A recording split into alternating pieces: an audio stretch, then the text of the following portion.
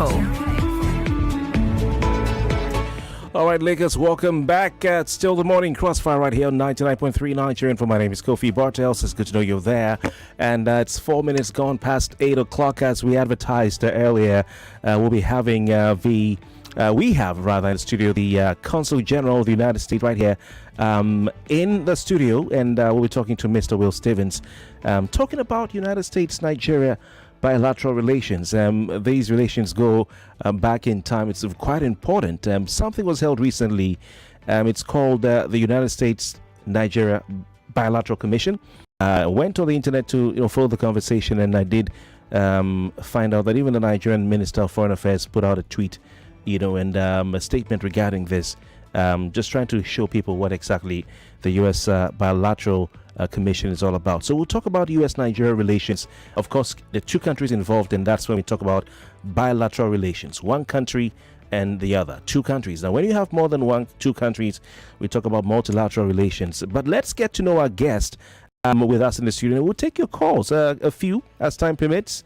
And of course, the usual numbers available. But our guest this morning, like I said, he's a diplomat of no mean repute, many years' experience. He's a friend of the house. He's looking quite dapper.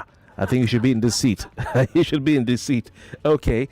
Will Stevens is the Consul General of the United States, Consulate General in Lagos, Nigeria. Prior to arriving in Nigeria, he served as the acting Consul General in Cape Town, South Africa, where he directed U.S. government engagement. He expanded trade, in South Africa's three provinces, and of course investment in the country South Africa by 50% over 2 years. And that's what bilateral relations can lead to, where countries can experience a growth in the economy as they relate with other countries. So he expanded investment and trade in South Africa during his time by over 50% in 2 years, overseeing the United States government's response to COVID-19 in the Cape. And that was a serious time, a really, really serious time. Now, in 2014, received the Edward R. Murrow Award for Excellence in Public Diplomacy. That's the State Department's highest award for public diplomacy. I love Edward Murrow. It's a big name for me. And he received that award for public diplomacy and for his work in leading the United States government's interagency task force on countering Russian propaganda during the Ukraine crisis. That's a very big award. And of course, Mr. Stevens is experienced in foreign service as a foreign service officer with overseas experience in South Africa, in Russia, in Turkmenistan, Israel, Belarus. So your Russian is quite, how's your Russian? It's pretty fluent, yeah. Oh my God. Yeah. Amazing. Better than my pidgin. Oh, okay. We have to work on that. We have to work on that. Anyway, so he's been all over the place, in different parts of the world, and also in Washington, D.C., he's worked at the Foreign Service Institute there. And of course, in the Bureau of African Affairs, Mr. Stevens was a senior advisor on countering violent extremism. So that's quite interesting. I think you are not in the wrong place, and he serves as the Bureau spokesperson. So I got to know that we have someone who is at home right here doing the public. It's much easier in English. Yeah. Okay, let's go straight to the conversation. For those of you wondering, who are listening in and wondering, what does Consul General do? Who is the Consul General and all that? The United States Consul General is a chief diplomat. Am I right, Mr. Willis? Good morning and welcome to the program. Hi, good morning. It's great good to have be you here. Thank you. Yes, indeed. Yeah, so the consulate based here in Lagos oversees U.S. government operations in Nigeria's 17 southern states. We have 10 U.S. government agencies housed at the consulate, and then we work in partnership. Some of our agencies cover all of Nigeria, like our trade office, our agricultural office, some of our law enforcement offices that are based down here cover all of Nigeria. So it's my job to make sure that our U.S. government activities across all of southern Nigeria are coordinated and working well, and that we're working together well with the Nigerian government. And then I often am up in Abuja working with our ambassador up there, chief of mission. Fantastic. So for those of you listening, you have an idea of what a consul general is on. U.S.-Nigeria bilateral commission, about we hear about all the time. But when I saw the tweet by the Minister of Foreign Affairs, I took notice. Tell us about this commission, how its origins. It started in 2010. Sure. This is something we do with countries where we have a very robust relationship, countries where a lot of different parts of our governments are engaging with one another, talking all the time. So we try to bring everybody together once every year, every couple years. We've been doing it since 2010 with Nigeria, to get everyone in the same room, to have a series of conversations about things from security, law enforcement, trade. We had a special session on tech. We have a session on moving of people, right? Things from visas and those types of things, so that the right people from my government can come in and talk to the right people from your government. And so we had people from probably 15 different agencies across the United States government come in up to Abuja for these meetings last week. And a lot of really productive conversations and some pretty cool takeaways. And I think, it's an indication to me that 1 year into the Tinubu administration, you're seeing things kind of heat up, ratchet up in the engagement with the U.S. As your government's now settled, you have sort of key people in positions in places. We're revisiting many of the issues that we've been engaged with in Nigeria for a long time. And look, our countries share a democratic past. They share democratic value, and we're working together. Yes, it's a binational commission. Yes, it's between our two countries, but so many of the issues that we work on are global in nature. And a lot of that came up. I think Foreign Minister Tugar and his team did a really good job of making sure that Nigeria's voice was being heard on those issues. And I think we approached it with the idea of how important Nigeria is as a partner on these global topics. So tell us how important the United States sees, especially the current administration sees Nigeria as a partner. Of course, we have global dynamics.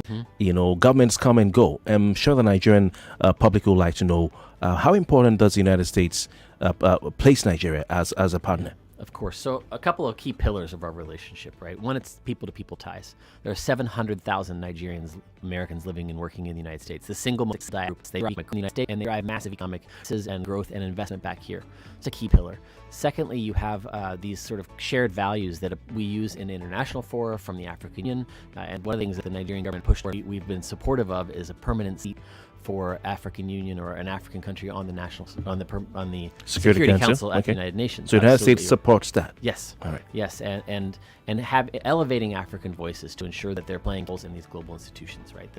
As Africa grows and develops and takes place on the international stage, we want to be supportive of that, and we do Nigeria as a leader in that space and a leader for the continent, and so a key partner for us. Plus, this is our number one trading partner on the continent.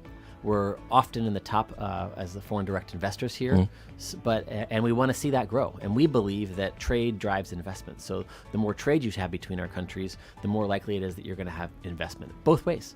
Right? We see Nigerians investing in the United States, and we see Americans investing here. Okay, interesting. So over the past 14 years, this U.S.-Nigeria Binational Commission, kicked off in 2010. What have they achieved? So lots of interesting things. So from the Chibok girls, and you had a massive surge in 2014 of U.S. government resources supporting counterterrorism efforts that has really led to a very strong security partnership.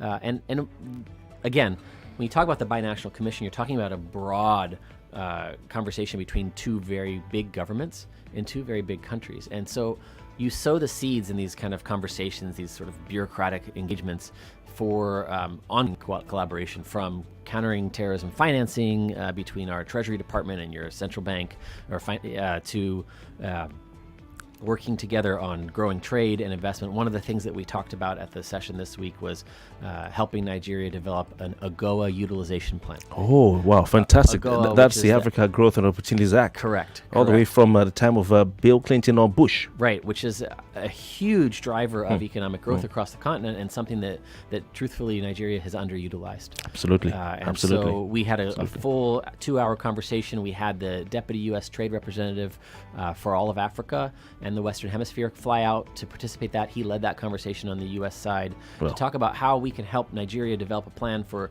growing exports, which grows you're bringing in a forex and hard currency, grows right? economy, and it diversifies your exports, right? Nigeria actually has quite a diversified economy when you look at the GDP numbers, but it doesn't have diversified exports. So we want to help with that, because we believe that helps our consumers as well, right? More goods from the continent, more goods diversify imports and lower prices, where we believe that open trade is a value add for any growing economy. Fantastic. We'll talk about AGOA, of course, because I remember the day I think it was in the administration of George Bush. AGOA was launched, if I'm not mistaken, and Nigeria, as you said, hasn't taken full advantage as much as it could. Ghanaians are, some other countries, but we need to see more Nigerians. So let's talk about the key outcomes of this binational commission that held recently. Couple of things. So we announced that the U.S. will be co-sponsoring with Nigeria a conference on AI this summer.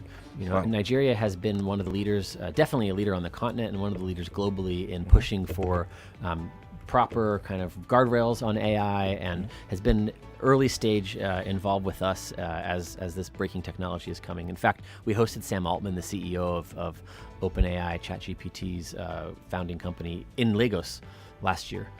He was here. He visited my home.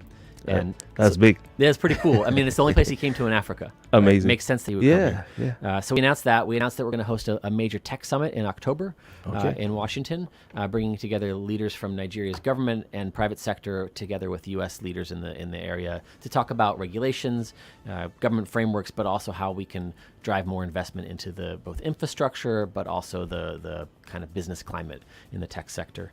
We invited from Minister Dugard to Washington, so hopefully that'll be quite soon. Okay, I hear he's in Texas, not mistaken. That's right. He's at the now. Consul in Africa. He had a meeting yesterday with our head of energy affairs at the State Department, our permanent representative at the United Nations. We're out there for the conference. My old boss, Thomas Greenfield, who used to be the African Affairs. Amazing. And then we also announced in July that the President Biden's Council for the Diaspora engagement and diaspora engagement, they're coming to us sometime in July. So we're looking forward to hosting them, and that is a group of sort of 9 prominent members of the Africa in the United States, Nigerian American. One is Chineye, the WNBA star, but also Viola Davis, the famous actress, and many others. Yeah, coming to Nigeria. Yes, that's what we're hoping for. All right. So that should be in July, and that's another. Again, that people-to-people pillar is foundational to the relationship. Yeah, absolutely. So let's talk about trade, because you mentioned AGOA.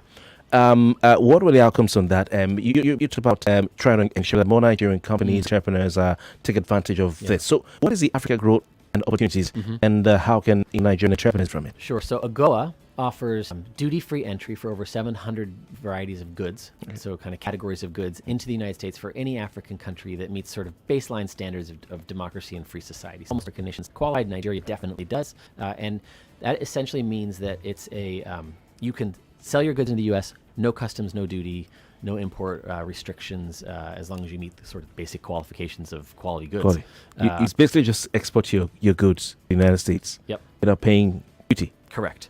Which gives items an incredible advantage against competitors from other countries that don't have those types of. How is that?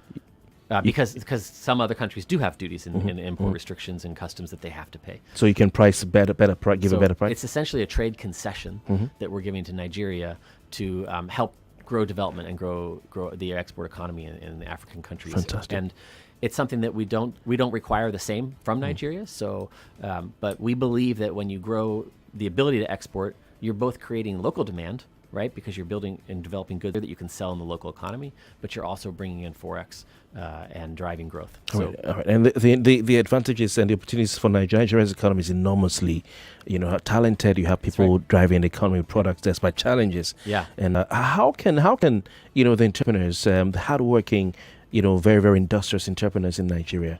How can they take advantage of it? So, I bring often to bear my experience in South Africa, which is the biggest utilizer of AGOA. And we did all types of programs to drive that increase in trade and investment to support AGOA exporters. And these were people from small business owners making handbags and selling them to Neiman Marcus, to large-scale farmers doing dried fruits, canned items, canned goods, and selling them to Walmart. So you can do to manufacturers of motor vehicle engines. You can do almost all of that under AGOA. And so we are trying to help the Nigerian government come up with some plans for making it easier. Right? For a small business owner, right, you run into issues of insurance and containerization, and how do you kind of get your things through the port and get them to market on time in a consistent manner, and you're competing globally, right? So if you're trying to sell your dried coconut, which we have a great exporter from Lagos, actually, Real Fruit. A wonderful company. They export under AGOA. Their products are sitting in stores across the United States, and we've done quite a bit to help them get their goods out. So it's how do you replicate that? How do you bring it to scale? And then secondly, on the other side, is how do we open markets here?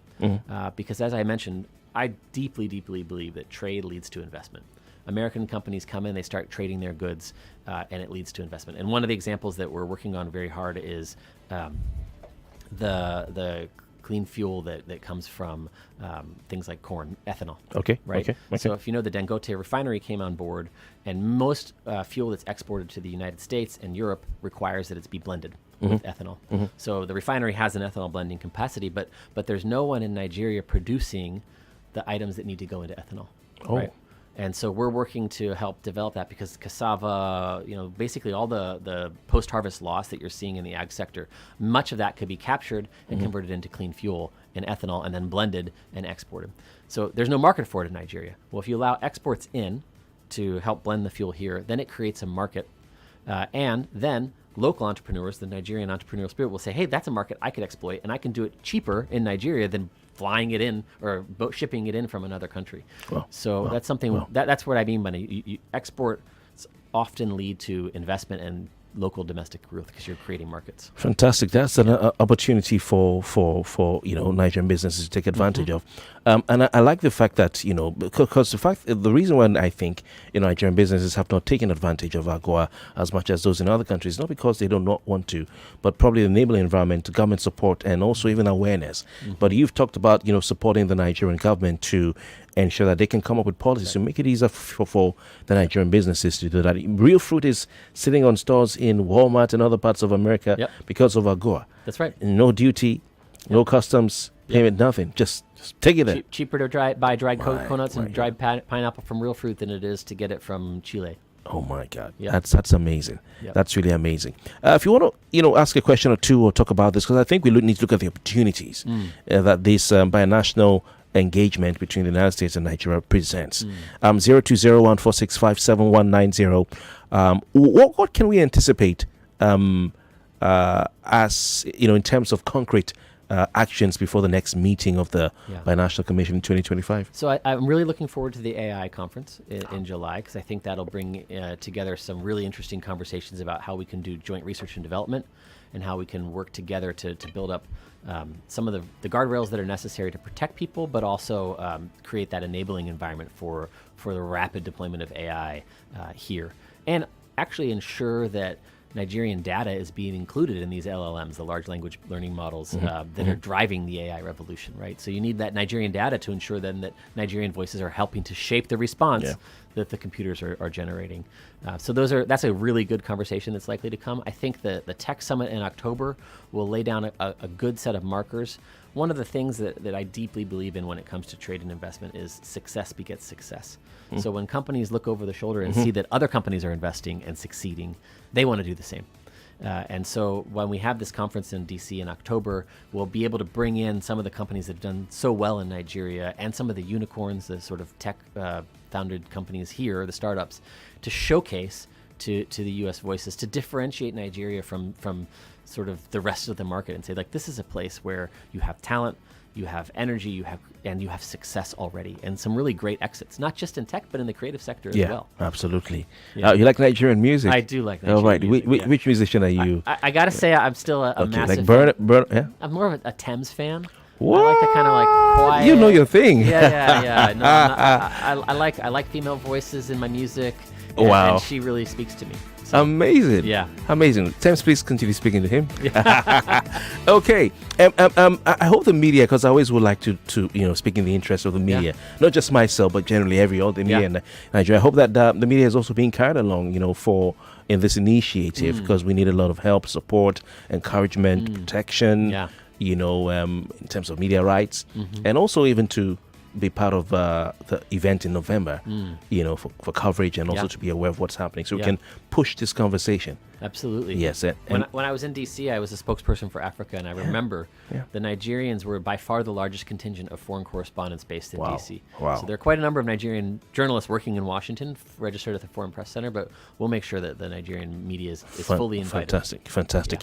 The Nigerian government is fully on board with this, because the Honorable Minister of Foreign Affairs, Honorable Yusuf Maitama Tugar, said on X or Twitter some time ago, some days ago, on April 29, he said, quote, "The BNC established in 2010 aims to foster dialogue and collaboration as a binational commission on shared priorities. Now, the event centers on leveraging strategic engagement and collective interest or expertise to address mutual challenges and pursue common goals in areas such as economic development, security, governance, and global health. So this, the Nigerian government is fully on board with this program. Yeah. When we come back from our next commercial break, we'll talk to the Consulate General right here in the studio, Stephen Wills, some more about what's going on with this BNC, and of course how we can take advantage of the opportunities and what the future holds. Please stay with us. We'll be right back. Thanks. Pregnant Care. Do you know why you should take Pregnant Care supplements before, during, and after pregnancy? Pregnant Care is formulated by scientists to create the safest and most trusted formula. Pregnant Care from Vitabiotics UK contains 19 micronutrients, including folic acid and vitamin B12, which help reduce birth defects in babies. Pregnant Care, helping produce healthy Nigerian babies and moms. Available now in all good pharmacies. Pregnant Care. Trader, are you ready for the flight? Yeah. Maximize your gains day or night. The platform, HFM is the name. Trading with us is a brand new game. Come on, feel alone. Execution slow. Switch to HFM. Watch your success grow. Higher leverage, tighter spreads and swap free. Got your back in this financial fight. Trade forex, commodities, indices, shares and more. Just come and see HFM online trading. Withdrawals, deposit done in a dash. Our execution too fast. HFM stands apart from the rest. HFM stands apart from the rest. Pico, HFM finito, HFM is ito, HFM national platform, online trading, forex trading, any trading, HFM no delay. Join HFM today. Visit www.hfm.com or download the HFM app on Google Play or App Store. HFM, online trading at its finest. Mommy, my teacher said 90% of my brain will develop by the time I am 5. Really? What else did she say? She said I need iron in my food for my brain to grow well. Oh, very true. And that's why I give you Cerelac Junior every day, which provides half of your daily iron needs. And Cerelac Junior tastes so good. Cerelac Junior with Iron Plus. It's all good, Mom. In Nigeria, the weather can change in an instant, just like life itself. Even when you are caught in a heavy downpour or harmattan has left your skin dry, there's one thing that never changes: the restoring power of Vaseline Petroleum Jelly. Because we all know when harmattan strikes, if you are not protecting your skin, it cracks. So do your lips, and no one wants that. So use Vaseline Petroleum Jelly to keep your skin healthy, smooth, moisturized, and protected all day long, so you can embrace every season with confidence. It's the 10th edition of the AMVCA, and Pepsi Confirmed Bedu is back and reloaded. From Love Me Jeje crooners Shea Shodomu and Shafi Bello to the African legend Awilo Logomba, with the boo of the boo-less Chike. Thirsty for more? KC, the Oja Piano Master, is bringing out the flips to play. And it's gonna be a party with AG Baby. Pepsi controls the music policy at the AMVCA with Confirmed on the 11th of May. Tune into African Magic on DSTV and GoTV. Pepsi, thirsty for more.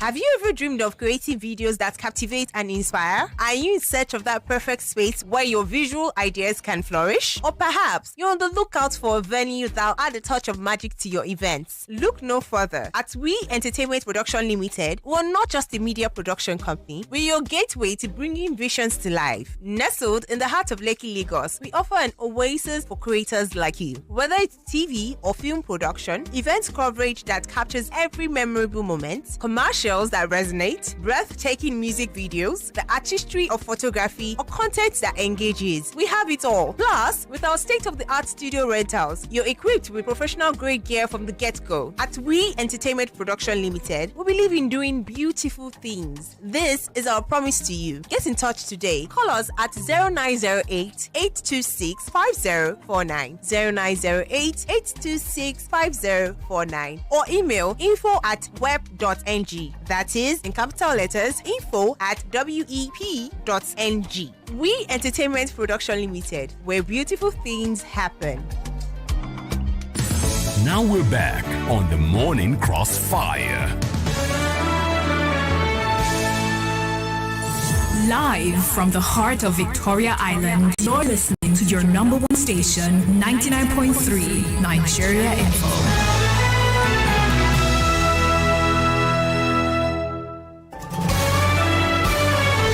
This is Morning Crossfire on 99.3 Nigeria Info. All right, we've been speaking with Will Stevens, of course. Sorry, I said Stephen Willis the other time. I was thinking Bruce Willis, But sorry about that. Will Stevens is the Consul General of the United States Consulate General in Lagos, Nigeria. But his work is not limited to Lagos. He's covering the entire southern part of the country. And of course, he also works with the ambassador right there in Abuja to ensure that everything is under is taking care of a lot of responsibilities. We talked about all of that area. He's a diplomat of many years' experience, and I called him ambassador when he came in. So who knows? Who knows what the future holds? But before we go, I want to just talk some more about the tech sector. Yeah. Because it is a very important sector. Nigeria has, I think the largest amount of African unicorns. Mm-hmm. You delivered a tech policy speech and participated in a fireside chat. On thriving in the digital age.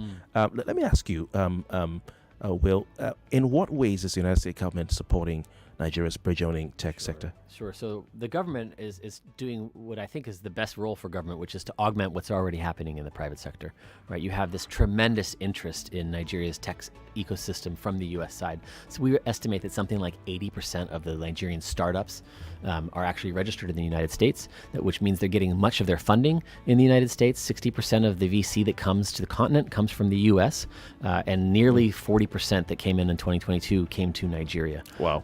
Into Lagos. So there's huge interest. So we're trying to bolster that, right? And that includes things like in late June, I'm leading a delegation to a U.S. investment conference called Select USA, and there's a special focus called Select Tech, where we help tech entrepreneurs figure out how to get market-facing entities set up in the U.S. So you can take your goods here, the product that you're developing on the tech platforms here, and find market-facing entries into the U.S. market. It's good for both our entities. We also see a lot of happening in the creative space, much of which is enabled by our tech platforms. Right. I went yesterday and spoke to a session of YouTube creators. Wow. YouTube is running Africa Month, and they had hundreds and hundreds of YouTube creators and aspiring creators there talking about how they can market and monetize the incredible creative output that's coming from Nigeria. I see. And so we're trying to support that with some U.S. government-sponsored programs to support both the development, but also kind of what's called below-the-line development, people who are in the creative sector that aren't the beautiful voices and faces like yourself, but the ones doing all the pre-production, post-production, technical support, and that's really where all the jobs are. Right. And so you see that we're also hosting, like I said, the summit on AI. So trying to put in place that enabling environment and driving for a predictable and transparent government approach to both the tech sector, but commerce in general. I think that is really important, and I would encourage all the young people out there to take advantage of this. Before you go, please permit me to ask you just two more questions. We've talked about business, we've talked about the creative space, we've talked about tech, but I want us to talk about education, because it's a big deal for Nigerians. Nigerian students want to travel around the world and get educated, but it seems sometimes the United States is a bit more difficult than other countries. But how does the United States mission help Nigerian students who want to study in America? How can international students even get things like scholarships, studying in the United States of America? So the U.S. is Nigeria is the largest sending country from Africa to the United States of foreign students. There's over 17,000 Nigerians studying in the United States right now. Wow. That makes it the 7th largest sending country around the world. And that's up from being the 10th or 11th largest sending country just last year. So it's a number that's a number that's growing. We have programs at the embassy and the mission here and at all of our American centers. We have 27 American corners or spaces around Nigeria that support students. It's called Education USA. And the idea is to help people understand the application process, help provide coaching, mentoring on what kind of schools you should be looking at, how to prepare, test, write those applications, and then apply for and receive scholarships and or discounts in tuition. So that's a program we run all over the country. It's Education USA. Please go check us out. You can look at us up on U.S-Nigeria across all the major social media platforms to get more information on that. And then we also help support big recruiting trips from universities around the United States who come here each year, usually twice a year, for these big conferences and recruiting summits to meet with students, explain what their universities are doing, because education is, I think, the 6th largest export of the United States. It's a massive industry, and more importantly than that, it is the foundation of so much that happens in the tech ecosystem, the trade ecosystem, research and development, all across our relationship. You see people who've gone to the United States, studied, and come back, from your president on down. And it leads to, I think, really strong relations, because when someone studies in the United States and they come back to Nigeria, they bring with them not just a great world-class education, but they bring with them connections to American research and development institutions if they're in the academic world. Maybe they've worked in their sector for a year, which is authorized under the student visa, and then they bring back connections with U.S. companies that they can then bring and drive trade and investment. And so many of the people who are working in these unicorns studied in the U.S., have these networks in the U.S., and a lot of the early stage venture capital that came because of the people they knew from their time studying there. So definitely look at it. All right, so do follow U.S. in Nigeria on the social media platforms, X, Facebook, Instagram, IG. And of course, look out for Education USA. Please. You can do a Google search. But the American corners are in a number of universities in the country. I know there was one University of Port Harcourt that was really active. And the new one that was opened when the Assistant Secretary of State, the Secretary of State came in, I think so. I mean, it's quite interesting. You've had 2 Assistant Secretaries of State come into the country, and the main man himself, Anthony Blinken, came in as well. I think that emphasizes the importance of the relationship. Nigeria is incredibly important. It's important on the continent, but it's important globally, right? Nigeria is a leader. It's a thought leader. It's an economic leader, and it's a place where I think you've seen this incredible interest from the U.S. government in engaging. We had this one session with the foreign minister that I was able to join, where we had 11 different agencies that care about our trade and investment relationship, all represented at a senior level. So all sort of senior political appointees, all who flew to Abuja just to engage with Nigeria on this, on our economic relationship. And similarly in the security space, this is a partnership that is deeply important to the United States, and it's deeply important, I think, to the world. All right, and things are moving really fast now, and at an appreciable pace. You talked about, let's end on a light note. You talked about your love for Nigerian music. His tie is in Nigerian Ankara fabric, which was gotten by his wife from Balogun Market. Yes, indeed. You said you love Thames. I do. I'm gonna sneak my boy, Burner Boy, in there. You're a Burner fan? Brother. Yeah, my Port Harcourt brother. But what about Nigerian food? Can we stop for just a second? I don't know if you're watching the River Kings. Are you a basketball fan? I'm a basketball Port fan. Harcourt is it Port Harcourt? It's your Port Harcourt team that's like playing in the BAL. And they won. In Rwanda. Yes. And they've won, and they've got an American guy. There's a point I saw guard. him yesterday. I saw him yesterday when you were celebrating. Yeah, and I saw the American guy there. It's amazing. It's amazing. I know a kid who was picked from the streets of Calabar and was supported by someone I saw on Facebook. He said, just saw him, he's a tall guy, and what are you doing? Do you play basketball? He said, not really, and he registered him in a basketball camp. And luckily for him, he was able to go for another basketball camp for, I think, Basketball Africa, something like that. One of these camps the NBA has, and he's gotten a scholarship to go to a school in the United States. So basketball is a good. And we used to have ping pong diplomacy back in the day. So we can, sorry about that. So we can have basketball diplomacy. But let's talk about Nigerian food. Have you had a chance to travel? Of course. Around Everywhere I go, I try something different. I love fisherman's soup when I was out in Akwa Ibom. I do like that. But I think my favorite is probably, I love moi moi. That's just the go-to staple. Fantastic. But egusi, I've sort of fallen in love. I like it the first couple times I tried it, but a good egusi with that cassava swallow. My God, you're not going back. You're not going back. All right. I want to thank you so very kindly for your time. Thank you, and of course for giving us the information we need. I think from the way the conversation has gone, there's a lot that people in the tech space, students and those in the business space, entrepreneurs and those in creative space can take advantage of. Yeah. And I like the direction in which the relationship is moving in. Me too. And I hope it continues to flourish. Thank you. All right, Mr. Will Stevens, thank you so very much for your time this morning. Consul General of the United States Consulate General in Lagos, Nigeria. Also, I want to say thanks to Temi Tayo, Famutimi, and Jackie, who've also been in the studio as well. I've been wondering that, Bill, since I got in here. Oh, man, yeah, you did it. Funny. Thank you very much. For those of you listening, we'll continue the conversation after this time. Let me say goodbye to my guests. My name is Kofi Bartels. Stay with us.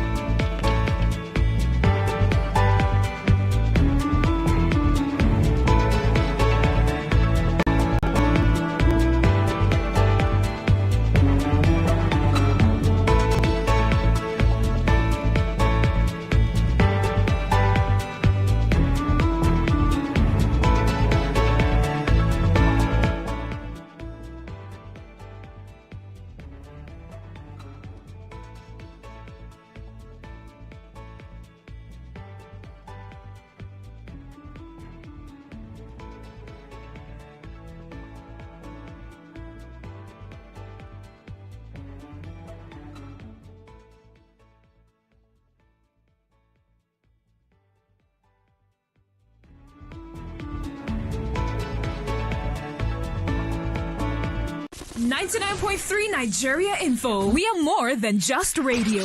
Subscribe to our YouTube channel at Nigeria Info FM. Check us out on Facebook at Nigeria Info 99.3. Follow us on Twitter at Nigeria Info FM and on Instagram at Nigeria Info FM Lagos for live updates as it happens. 99.3 Nigeria Info. Let's talk.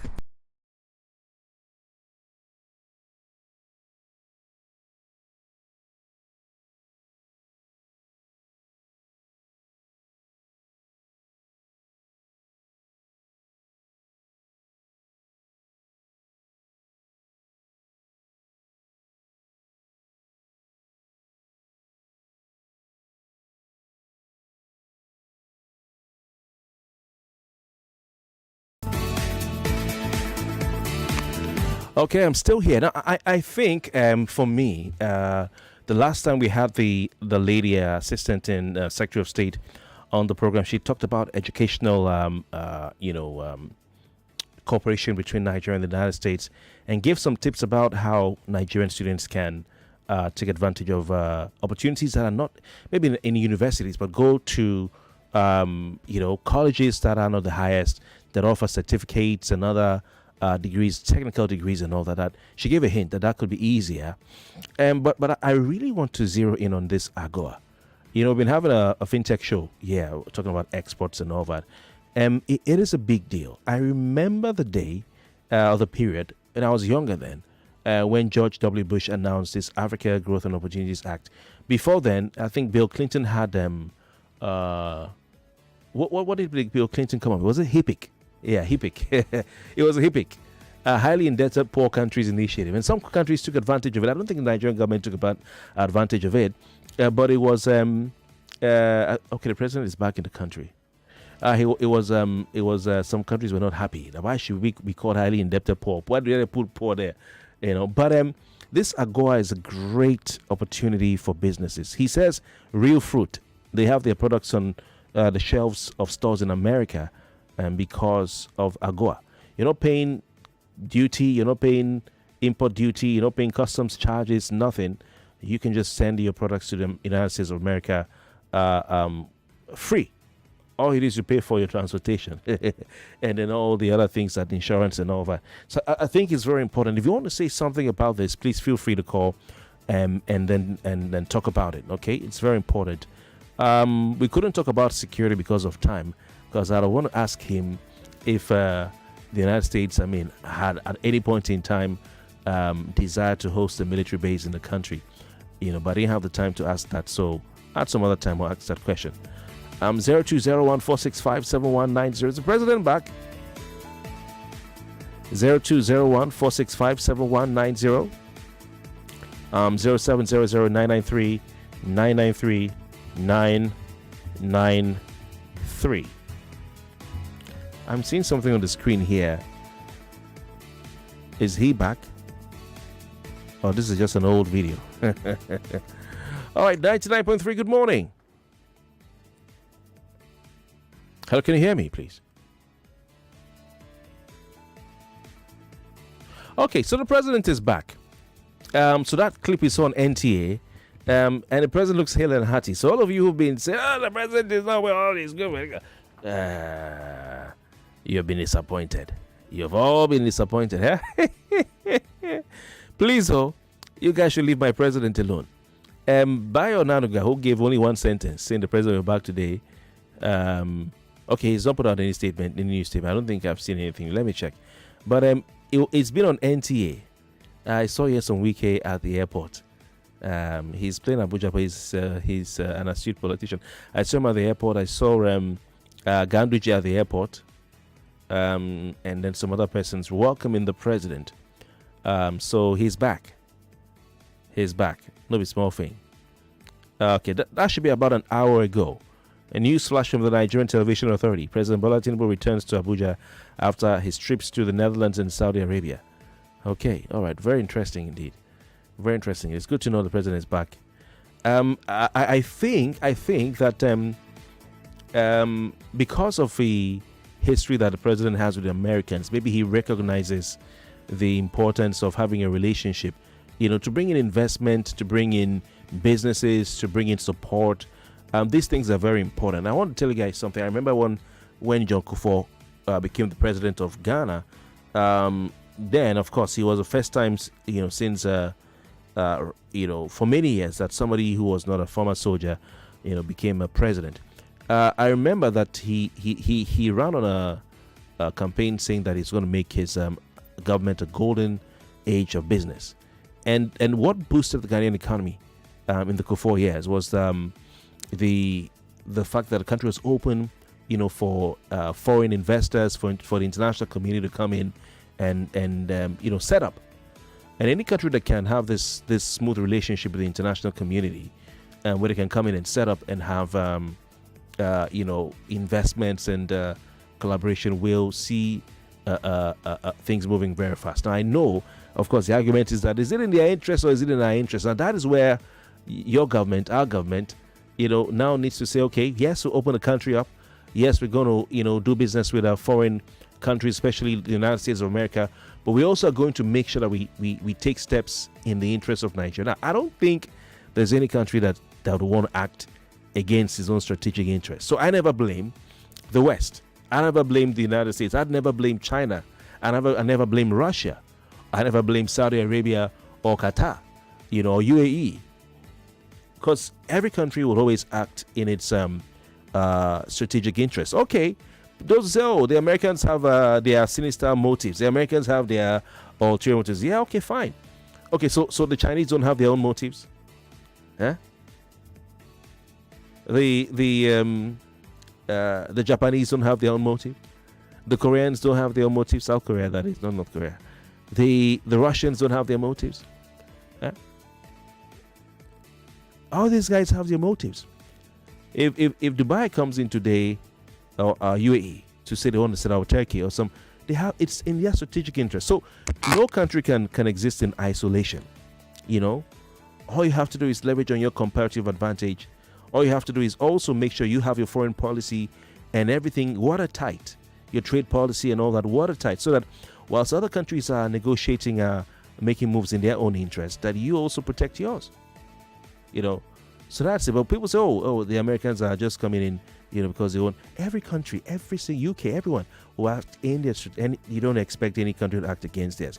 But what Nigeria has to do, what Ghana has to do, what South Africa has to do, what Rwanda has to do, is to ensure that we, as African countries, also act in our interest. Act in our interest. That's what I want to say. I see a call coming through, but the opportunities if you can get your product to America using AGOA, the Africa Growth and Opportunities Act, you're going to win. Hello, good morning. Good morning, Bartels. You're welcome. Who do we have on the line, please? This is Pastor Ladipo. All right, Pastor Ladipo, welcome. Bartels, I want to say something. Yeah. Now, in this relationship, that they said if they will establish a military base, but I thought some time ago, during the Jonathan's era, they were seeking for international support. So if this one is going to help us to douse all the tension of this insecurity, because we remember how those Americans came and rescued one of their own that was kidnapped without any noise or anything until the person was rescued. So that, because to me, look as if even our military somehow has been sabotaged to an extent. So for me, I think this would be better. Lastly, they say this money we should be paying, this money banks want to start collecting. Yeah. They say it's for cyberspace. I want to ask a question. That's what they say. Yes, they say. The question I want to ask is this. They said that money is going to the office of the NSA. Is there no budget from the military budget? Does it not cover the office of the NSA? There is now. There's a budget for the NSA. There is a budget.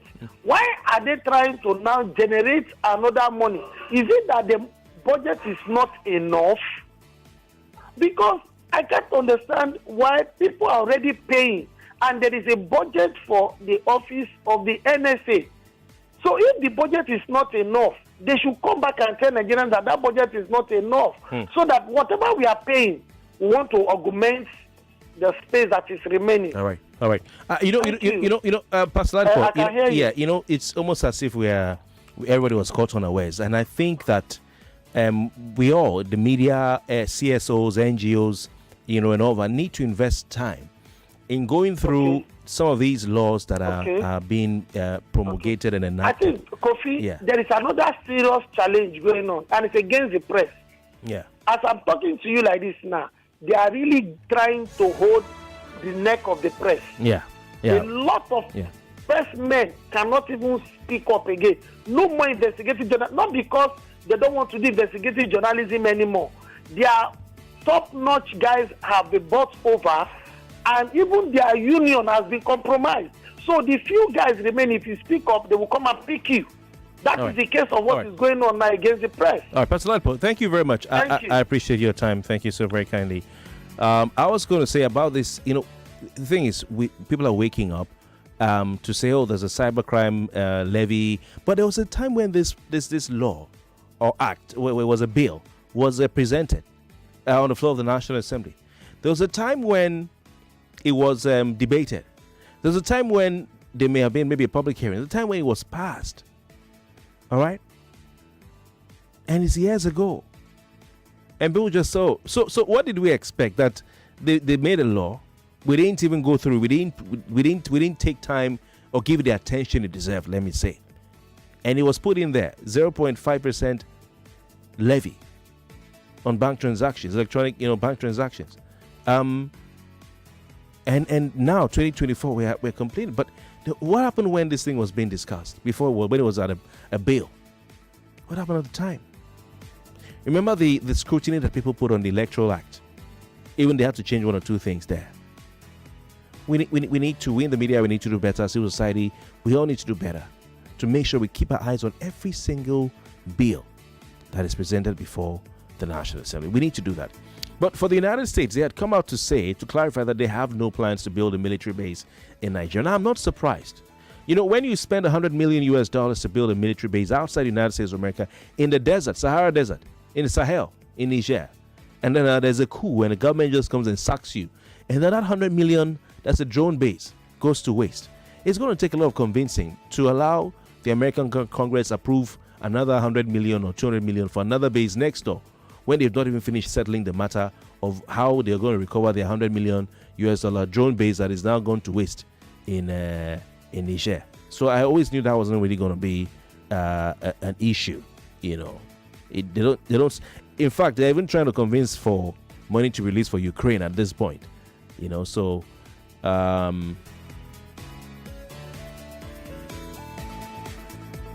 Let me read this one. This is very funny.